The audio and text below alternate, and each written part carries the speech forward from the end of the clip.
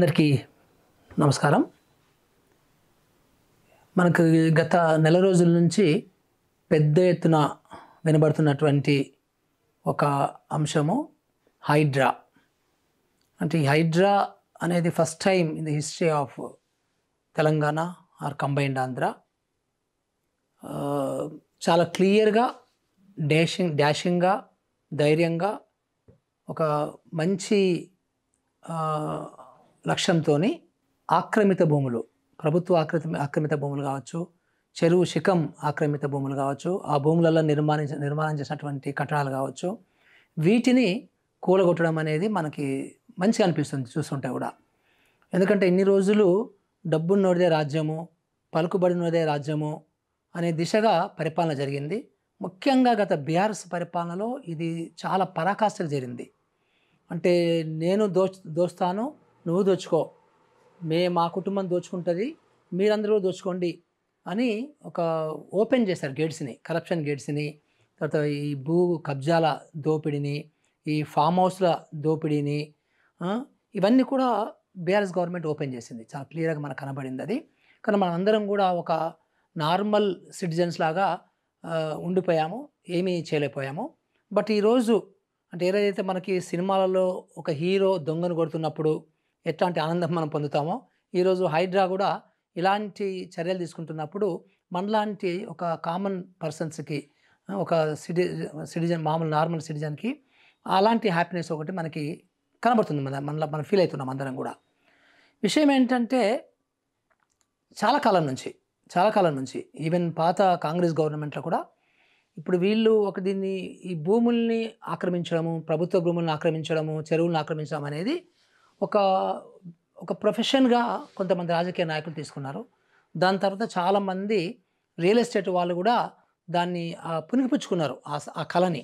So ప్రభుత్వ భూములు, చెరువు శిఖం భూములు ఏ రకంగా ఆక్యుపై చేసుకోవాలండి. అదొక హైదరాబాద్లో జరగలేదు, రాష్ట్రం మొత్తం జరిగింది అంతా కూడా. సో ఈవెన్ గ్రామాలలో కూడా కొన్ని గ్రామాలలో చెరువుల్ని దున్నిపడేశారు. ఎందుకంటే అక్కడ ఉన్నటువంటి ల్యాండ్ లార్డ్స్ని నో చెప్పడానికి ఎవరికి లేదు. సో చిన్న చిన్న చెరువులను కూడా మొత్తాన్ని దున్నిపడేసినటువంటి సంఘటనలు కూడా మనం చాలా చూసాం ఇంతకుముందు.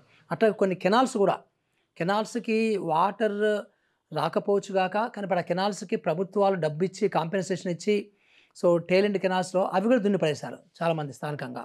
అంటే ఈ రకంగా సో ఒక హద్దు అదుపు లేకుండా చాలామంది రాజకీయ నాయకులు, చాలామంది రియల్ ఎస్టేట్ వాళ్ళు ఎవరికి పవర్ ఉంటే వాడు అన్నట్టుగానే ఒక మజిల్ పవర్ ఉపయోగించుకున్నారు.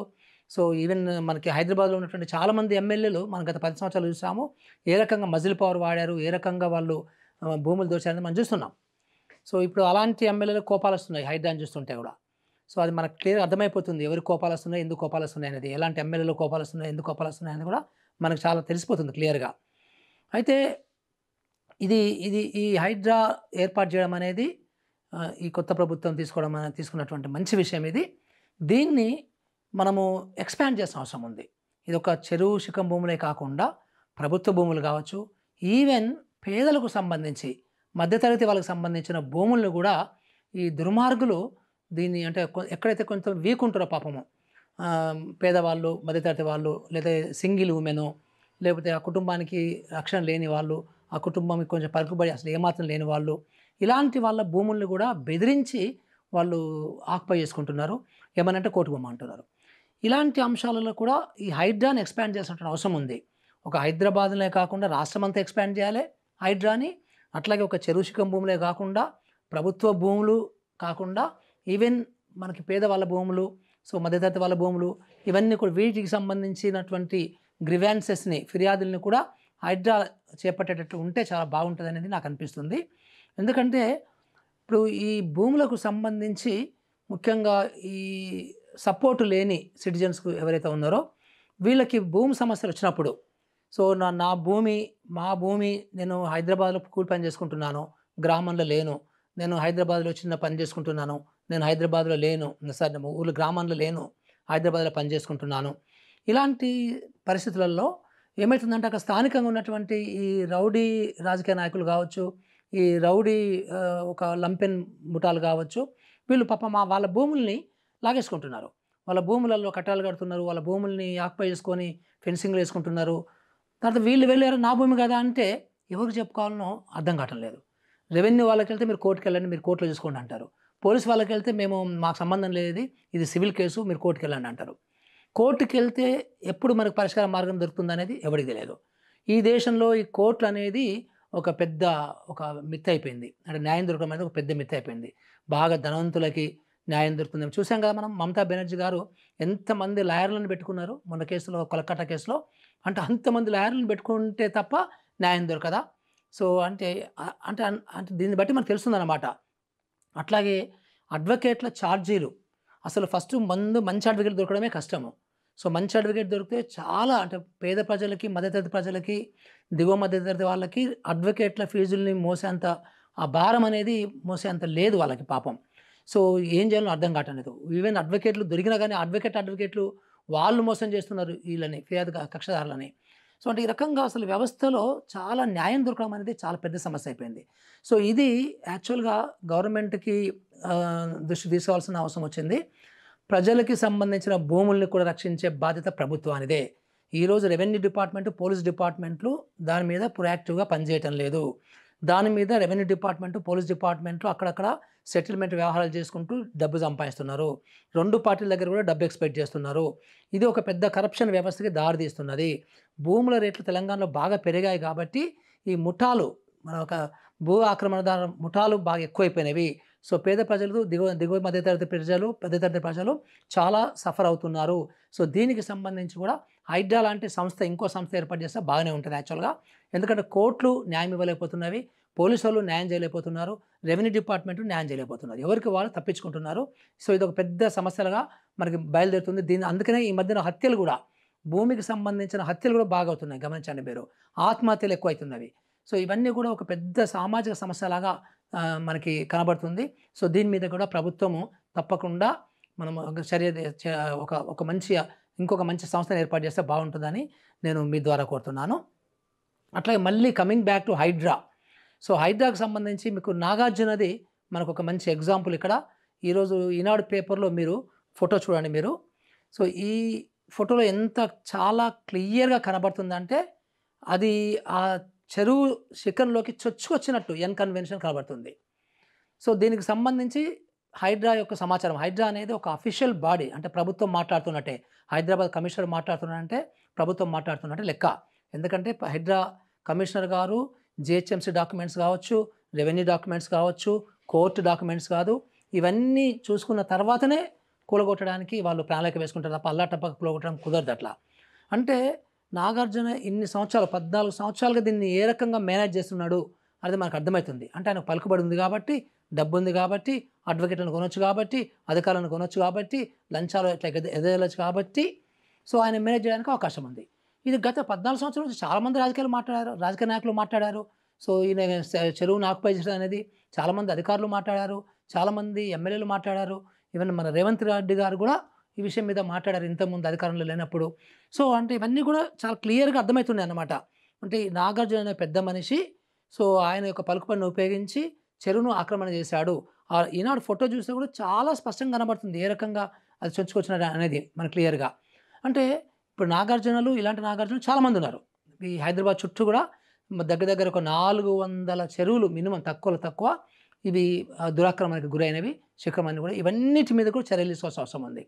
అట్లాగే ప్రభుత్వానికి ఇంకొక సూచన, ఇంకొక రిక్వెస్ట్ ఏంటంటే అసలు సర్వే చేయాలి ఒకటి. అసలు ఎన్ని ఆక్రమణలు అయినవి అని ఒక సర్వే టీం పెట్టాలి. ఒక 200 మంది సర్వేతోని ఒక క్విక్ సర్వే ఒకటి చేయగలిగితే ఈ అన్ని చెరువులు, ఈ 400 పైచిలుగు చెరువులు అయితే ఉన్నాయో, పైచిలుగు చెరువులు, ఈ చెరువులకు సంబంధించిన ఎన్ని ఆక్రమణలు అయినది వెరీ సింపుల్. మీరు ఒక 10 సంవత్సరాల క్రితము, 20 సంవత్సరాల క్రితము మన సెటిలైట్ మ్యాప్స్ తీసుకుంటే మన దగ్గర ఉన్నాయి. నేషనల్ సెటిలైట్ సంస్థలు మన దగ్గర హైదరాబాద్లో ఉన్నాయి లక్కీగా. సో ఒకటి షాద్నగర్లో ఉంది, ఒకటి ఇక్కడ సనత్ నగర్ ఏరియాలో ఉంది. వాళ్ళ దగ్గర చాలా క్లియర్గా ఎవ్రీ ఇయర్ మ్యాప్స్ ఉన్నవి. మీరు ఆ మ్యాప్స్ ముందేసుకుంటే, ఒక్కొక్క చెరువు మ్యాప్ తీసుకొని ముందేసుకుంటే ఒరిజినల్ ఎఫ్టీఎల్ కూడా తెలుస్తుంది మీకు. మనం ఎఫ్టీఎల్ అంటే ఏంటంటే ఇది ఫుల్ ట్యాంక్ లెవెల్ అంటాం మనము.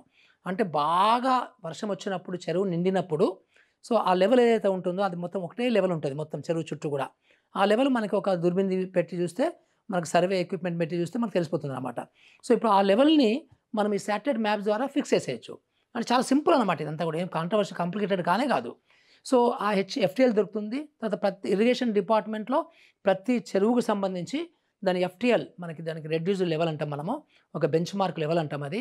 సో ఈ ఫుల్ ట్యాంక్ లెవెల్ అనేది చాలా క్లియర్ రికార్డ్ అయి ఉన్నాయి మనకి అన్నీ కూడా. ఇవి ముందు తీసుకుపోయి చెరువు ఆఫ్టర్ చెరువు, చెరువు తర్వాత చెరువుని ఇవన్నీ స్టడీ చేస్తే మీకు ఒక 20 సంవత్సరాల క్రితం చెరువు స్టడీ చేస్తే మీకు తెలిసిపోతుంది. 20 సంవత్సరాల చెరువును ఇప్పుడున్న మ్యాప్ని ఈ రెండింటి పైన సూపర్ ఇంపోజ్ చేస్తాము. సూపర్ ఇంపోజ్ చేస్తే క్లియర్ కట్గా మనకి ఎఫ్టీఎల్లో ఆక్యుపై అయినటువంటి ఎఫ్టీఎల్లో కట్టిన కట్టడాలన్నీ తెలిసిపోతాయి అన్నమాట. సో దీని ద్వారా మనం ఈరోజు హైడ్రా లాంటి సంస్థలు చక్కగా చర్యలు తీసుకొని టప్ప కొట్టుపడేయచ్చు.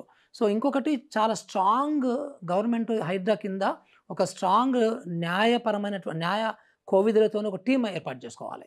సో ఒక మంచి అడ్వకేట్స్తో ఒక టీం ఏర్పాటు చేసుకొని ముందే ఎలాంటి సమస్యలు వస్తాయో దాన్ని కనుక్కొని మనం క్యావిట్ పిటిషన్స్ అంటాము.